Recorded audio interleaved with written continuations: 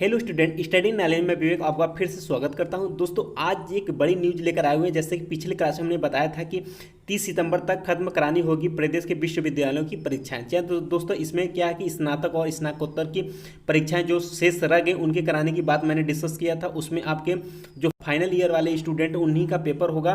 तो पेपर के बारे में मैंने डिस्कस कर दिया था, लेकिन जो बचे छात्र हैं जैसे कि अगर बात करते हैं स्नातक में तो फर्स्ट ईयर और सेकेंड ईयर के, या फिर आपके स्नातकोत्तर में अगर फर्स्ट सेमेस्टर वाले स्टूडेंट है या सेकंड सेमेस्टर वाले स्टूडेंट, उन लोगों की किस तरीके से अगले कक्षा में उनको प्रमोट किया जाएगा, अर्थात प्रोन्नत किया जाएगा, किस अंक के माध्यम से प्रोन्नत किया जाएगा, उसके बारे में आज हम डिस्कस करेंगे किस तरीके से आपको मार्क्स मिलने वाले हैं। तो बात करते हैं यहाँ पर सबसे पहले बात करते हैं 3, 4, 5 वर्षीय पाठ्यक्रम वाले विद्यालयों के लिए दो विकल्प हैं। जी हाँ दोस्तों, जो स्टूडेंट का, जिस छात्र का 3 वर्ष का या 5 वर्ष का या 4 वर्ष का पाठ्यक्रम है, उनके लिए दो विकल्प यहाँ पर दिया गया है। आप देख सकते हैं कि पहला विकल्प है यहाँ पर कि छात्रों की सेमेस्टर व वार्षिक परीक्षाओं का परिणाम 50% गत परीक्षा परिणाम और 50% आंतरिक मूल्यांकन के आधार पर उनका रिजल्ट घोषित किया जाए। पहला विकल्प ये है। दूसरा का विकल्प यहाँ पर दिया गया है कि सभी संकायों के द्वितीय वर्ष व चतुर्थ सेमेस्टर के, ध्यान समझिएगा आप लोग, द्वितीय वर्ष व चतुर्थ सेमेस्टर के ऐसे विद्यार्थी जो तृतीय वर्ष या पंचम सेमेस्टर में प्रोन्नत होंगे, वे प्रथम वर्ष अर्थात 2019 वाले की बात करें, प्रथम वर्ष 2019 या प्रथम या तृतीय सभी 3 सेमेस्टर के विषयों के प्राप्तांक का औसत, या तो ध्यान समझिएगा कि आपके प्रथम, द्वितीय और तृतीय सभी तीनों विषयों का जो प्राप्तांक, उनका क्या औसत अंक जो होगा वो द्वितीय वर्ष अर्थात 2020 या चतुर्थ सेमेस्टर 2020 का प्राप्तांक माना जाएगा। ये आप लोगों के लिए दो विकल्प यहाँ पर दिया गया है। यह उनके लिए जिनकी परीक्षाएं नहीं हो सकी है। जी हाँ दोस्तों, जैसा कि पिछले भी क्लास में मैंने यही बताया था कि जिन स्टूडेंट का परीक्षा पूरी तरीके से समाप्त हो चुका है तो उनका वही रिजल्ट आएगा, जिनका रुका हुआ है उन्हीं के लिए यह बात हो रही है। ठीक, तो यहाँ पर आपको क्लियर हो गया है कि अगर 3 वर्ष में है या 4 वर्ष में है या 5 वर्ष वाले पाठ्यक्रम वाले स्टूडेंट के ये दो विकल्प है। ठीक, ये आप समझिए।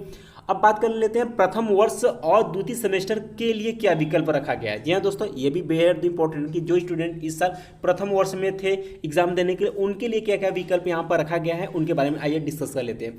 तो इनके लिए पहला विकल्प है कि प्रथम वर्ष के छात्रों के परिणाम यूजीसी की गाइडलाइन के अनुसार 100% आंतरिक मूल्यांकन के आधार पर घोषित किया जाएगा। जी हाँ दोस्तों, ये यहाँ पर दिया गया है कि अगर जिस विद्यालय से आपने अपना एग्जाम देना है, जिस विद्यालय में आपने एडमिशन कराया है, वो वहाँ से कोई भी गाइडलाइन के अनुसार आपको आंतरिक मूल्यांकन के आधार पर आपका रिजल्ट घोषित किया जा सकता है। पहला विकल्प ये रहा है।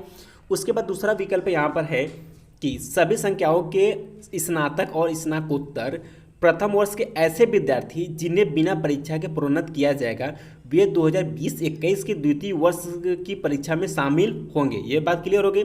यदि ये सभी विषयों में अलग अलग उत्तीर्ण हैं तो द्वितीय वर्ष के सभी विषयों के प्राप्तांक के औसत अंक ही उन्हें दिए जाएंगे। जी हाँ दोस्तों, या फिर इस तरीके से भी हो सकता है कि आपके सेकंड पेपर जैसे द्वितीय वर्ष में जिस तरीके से आपका आप अंक लाते उसी तरीके से आपका फर्स्ट वाले में भी अंक उसी तरीके से आपको दिया जाएगा। कुछ इस तरीके से सेकंड विकल्प में कहा गया है।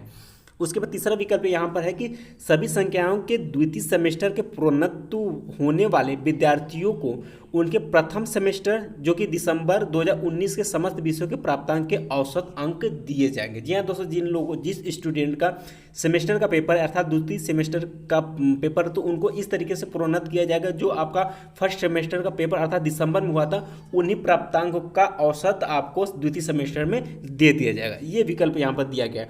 उसके बाद दोस्तों चौथा पॉइंट यहाँ पर कहता है कि यदि 2021 में द्वितीय वर्ष या चतुर्थ सेमेस्टर परीक्षा में शामिल होने पर जो विद्यार्थी कुछ विषयों में अलग अलग उत्तीर्ण होकर बैक पेपर या इम्प्रूवमेंट परीक्षा के लिए योग्य घोषित किए जाते हैं, तो उस विद्यार्थी की ओर से उत्तीर्ण सभी विषयों के प्राप्तांक का औसत अंक ही उसके प्रथम वर्ष या द्वितीय सेमेस्टर का प्राप्तांक माना जाएगा। जी हाँ दोस्तों, जिस स्टूडेंट ने अलग से बैक पेपर के लिए इम्प्रूवमेंट परीक्षा के लिए जो भी आपने पेपर दिया तो जो घोषित होंगे परिणाम उसी के हिसाब से आपको अंक इस वाले में अर्थात 2020 वाले परीक्षा में दिए जाएंगे। ठीक, उसके बाद दोस्तों लास्ट पॉइंट आपके लिए ये कहता है कि यदि कोई विद्यार्थी 2021 में द्वितीय वर्ष की परीक्षा में फेल हो जाता है तो वह 2022 से इस परीक्षा में पुनः शामिल हो सकेगा। जी हाँ दोस्तों, जैसे कि आप इस सेमेस्टर में या इस साल फेल होते हैं तो अगले साल फिर से आपको मौका मिलता है, तो ये प्रोसेस सेम रहेगा, इसमें कोई चेंजिंग नहीं हुआ है।